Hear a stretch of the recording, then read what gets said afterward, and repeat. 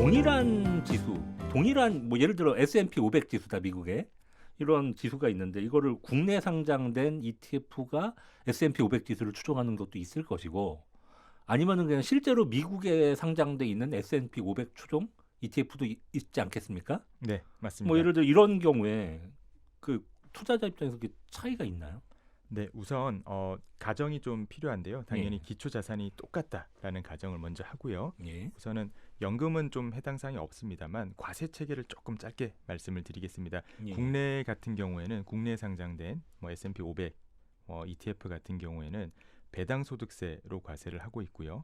여계 같은 경우 뭐 대표적으로 아이셔츠 같은 그런 여계 ETF 같은 경우에는 과세 체계가 양도 소득세라고 봐주시면 될 것 같습니다. 과세 체계가 우선 다르고요. 그 다음에 말씀드릴 것은 어떤 게 더 편하냐, 뭐 어떤 게 좋냐라고 하기보다는 어떤 것에 장단점이 있냐, 어떤 ETF가 투자하기 편하냐라는 관점에서 말씀을 드리면은 그 국내 상장 ETF는 우선 환전이 필요 없습니다.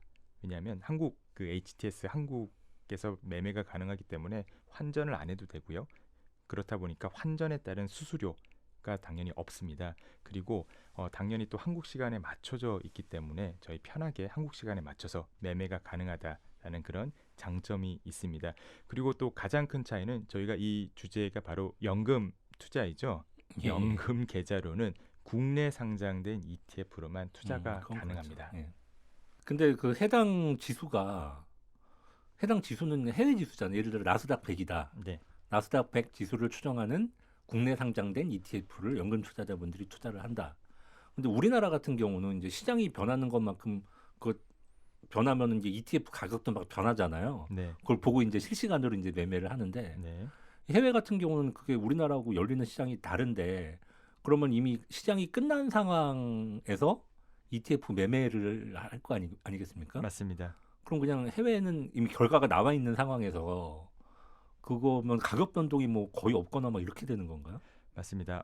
우선 ETF 하나를 예를 들어서 저희가 말씀을 예. 드리면 좀 예. 편할 것 같은데요. 그 예를 들어서 미국 나스닥에 투자하는 그런 예. ETF가 있습니다. 이 예. ETF 같은 경우에는 한국과 미국은 시간이 다르죠. 그래서 오늘 지금 시간에 만약에 HTS에서 가격을 보고 있으면은 가격이 거의 바뀌지가 않습니다. 왜냐하면 시장이 끝났으니까. 맞습니다. 예. 말씀해 주신 것처럼 시장이 끝났기 때문에 거의 가격은 변하지가 않고요. 그래서 시간이 다르다. 뭐 시차가 있는 상품 같은 경우는 전일에 가격을 추종한다라고 봐주시면 될 것 같고요. 그래도 한국과 시간이 비슷한 또 ETF가 있습니다.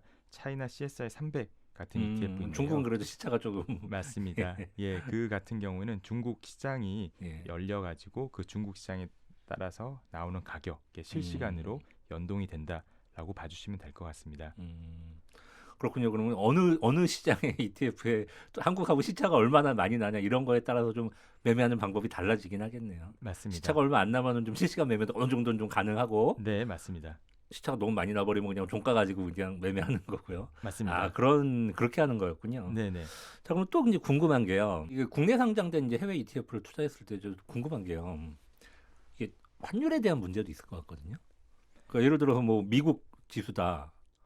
왜 결국은 투자 대상은 어쨌든 뭐 미국의 무슨 주식이 됐든 이거 할 텐데 그럼 이제 어떤 달러로 환전해서 그거 산 다음에 뭐 이제 운용을 하거나 이제 이래야 될 것 같은데 그럼 환율의 영향이 어떻게 반영이 되나요?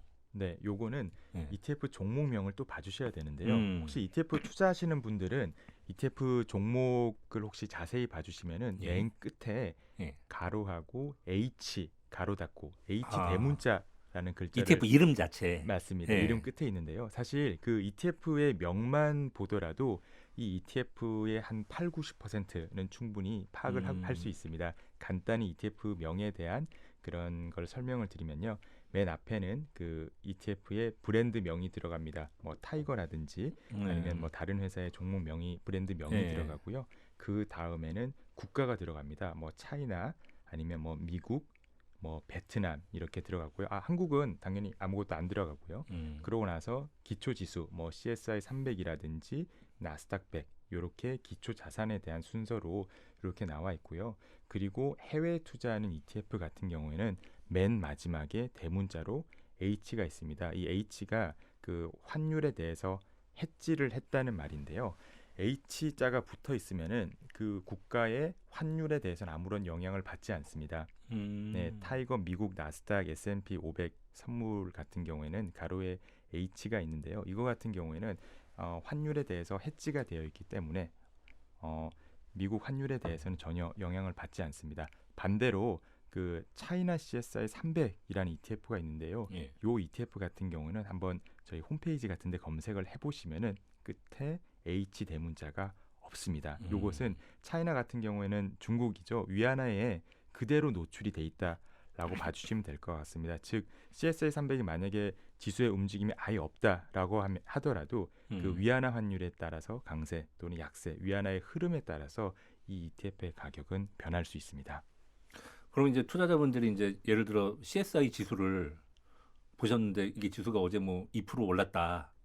왜 내 ETF는 1%밖에 안 올랐어? 이제 이렇게 생각하실 수도 있는데 그게 이제 환율의 영향 같은 게 반영돼서 그런 걸 수도 있겠군요. 맞습니다. 그리고 반대도 있을 수 있죠. 예. 차이나 뭐 CSI 300은 1%가 올랐는데 내 ETF는 1% 이상이 올랐다 하는 경우에는 중국 환율에 대해서 위안화 강세가 반영된 부분으로 봐주시면 됩니다. 그렇게 보면